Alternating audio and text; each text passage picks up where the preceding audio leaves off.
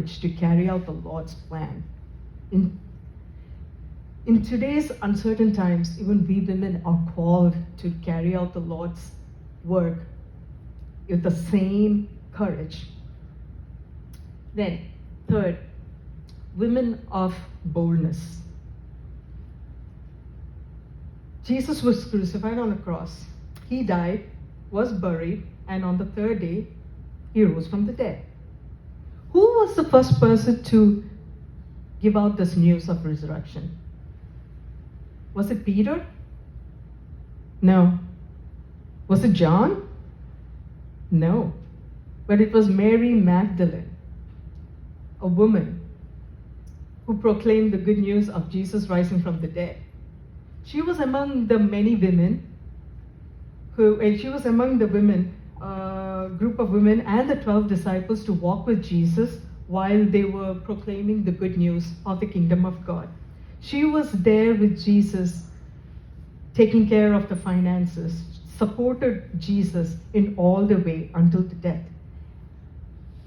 And on that first day of the week, when the 11 disciples were scared and hiding in their rooms because of the Jews, these women, the Mary, I believe there were all the Marys, the mother of Jesus, Mary Magdalene and Mary, the mother of James, with a couple of other women, they came to the tomb to embalm the Lord with boldness. After Mary saw the risen Lord, she went and told the disciples. I bet she may have continued telling everyone about the Lord till her last breath, because the person who gave the first, the good news at first would not stop working. So, till her last breath, all of us, the women, are gifted with boldness that we would do the Lord's work. Now, strength, the fourth quality in a woman to do the Lord's work. There is only one female judge in the Bible. She is Deborah. She was also known to be a prophetess in Israel. She was a worshiping warrior because she found encouragement and strength in worship to be obedient to everything the Lord was asking her to do. When the northern tribes of Israel went away from the Lord and the Lord lifted off his hand of protection from them, they were oppressed by the Canaanites. They were oppressed so bad that finally they cried out to the Lord to save them, to help them. And the Lord, he is always the compassionate God. He heard their prayers and he appointed Deborah to guide them. And Deborah, she called for Barak, the commander of the Israelite army, to go to battle against the Canaanites. But Barak was hesitant to go to battle without Deborah due to his lack of trust in the Lord. So this strong woman of faith led Israel to victory from her enemies. She let God's Spirit fill her and form her life. The Lord fought the battle of Israel through Deborah. And the fifth quality, patience. I would like to believe that God made the women the mother of children because we are gifted with patience, especially while bringing up babies, sleepless nights. Right, Susan? So when it comes to patience, I can't think of a better example than Hannah. She was married to Elkanah, who belonged to the tribe of Levi. She had to share her husband with another woman, Peninnah, who was constantly tormenting her for not having a child because she was barren too. She was constantly humiliated by Peninnah. For a woman, motherhood holds first place in her heart. Hannah was miserable in her life because Peninnah provoked her constantly. So every year when Elkanah went to the house of the Lord to offer sacrifices, Hannah would go with him. And every year Hannah would pray to the Lord with tears to give her a child. She even dedicates her first child to the Lord. So During that time, the condition of Israel was as barren as Hannah. The nation of Israel had degenerated both morally and politically. Even the priesthood were corrupt. They were under the attack of the Philistines. The temple was desecrated, and the priesthood was corrupt and immoral. Hence, God sought a voice to speak on his behalf to his children.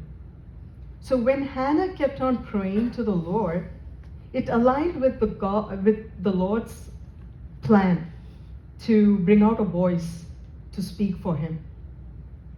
And hence Samuel, the prophet and judge, was born to guide Israel in the path of God. So as Hannah entrusts the longings of her heart to God, God moves on her behalf, but also advances his larger plan through her at the same time. Then the other quality, determination and will. So this is where I want to talk about Tamar. In Israel at that time, there was something called a levirate marriage, which means that if a man dies childless, his brother is to carry on the lineage, to carry on his name. So his brother would marry the widow. So Judah had 3 children, 3 sons, Er, Onan, and Shelah. His older son, Er, married this woman called Tamar. But Er was wicked in the eyes of the Lord, that the Lord had to kill him. Satan thought he could provoke the kids, the sons of Judah, and stop the lineage over there. You know, we know what the agenda of Satan is, to stop the Messiah from coming into the world. So Er was killed before they had a child. So as per the Levirate marriage law, Onan had to marry Tamar to carry on the name of his older brother. But Onan didn't like it. He didn't want a child that carried on his brother's name. He wanted a child who carried his own name, right? So he sinned in the eyes of the Lord, and he was also killed by God. Oh, Satan was so happy.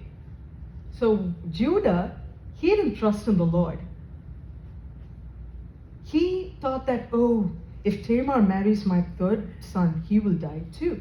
So he sent away Tamar with the story, with the false promise that, oh, when Shelah comes of age, he will allow Tamar to get married to his 3rd son.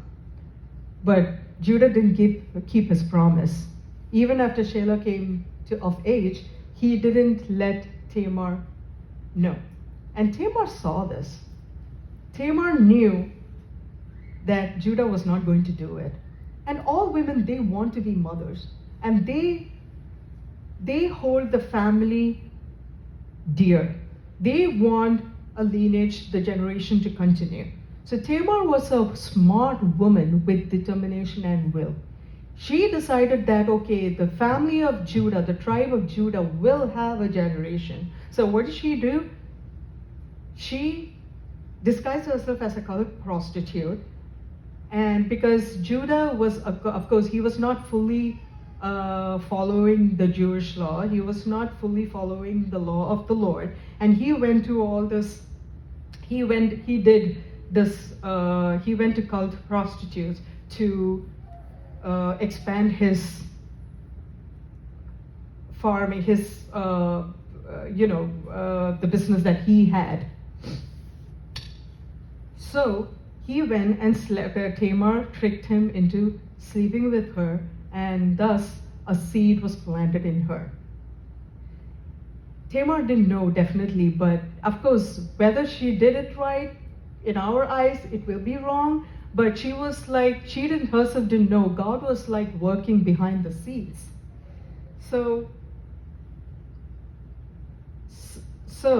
as a result of this, she gave birth to twins. And one of them was Perez.